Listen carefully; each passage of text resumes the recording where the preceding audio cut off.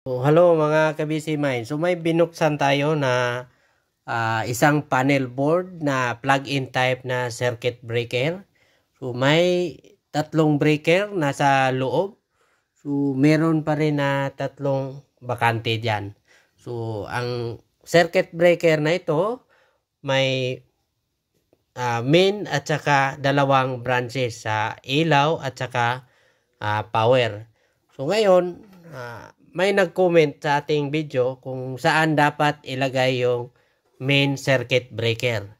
So tandaan natin kapag plug-in type na ganito ang setup ng panel board, so makikita natin yung nasa loob, yan ang bus bar. So kapag naglagay tayo ng circuit breaker, so kahit saan natin ilagay yung main circuit breaker, walang problema yan. So tandaan natin na ang main circuit breaker, yun ang breaker na malaking amperahe na galing yan sa service entrance na cable. Yung cable na yung papasok na yan, diretso sa main circuit breaker. So ang lahat ng mga bus bar na yan ay gagana na yan lahat. So, para malaman natin kung saan ang circuit breaker na main, ang gagawin lang natin, i-off natin lahat yung circuit breaker. So, tapos, pag naka-off na yan lahat, isa-isahin natin sa pag-on ang circuit breaker. So, kapag naka-on tayo ng isa, parisan din natin ng isa. Kapag walang power, ibig sabihin hindi yan ang main breaker. Ang main circuit breaker, yun ang pinakamalaking amperahe na naka-indicate sa body ng circuit breaker. So yan lang ang unang titingnan natin. So wag nating alalahanin kung saan ilagay dapat ang main circuit breaker.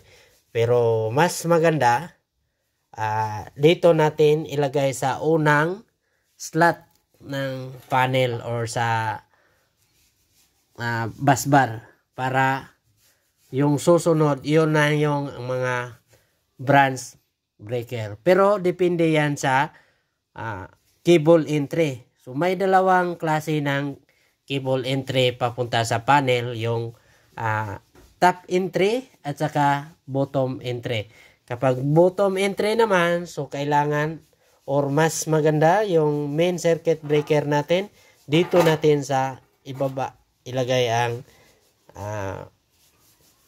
main breaker natin. Kasi dito dadaan sa bottom ang ating service wire or main cable galing sa service entrance.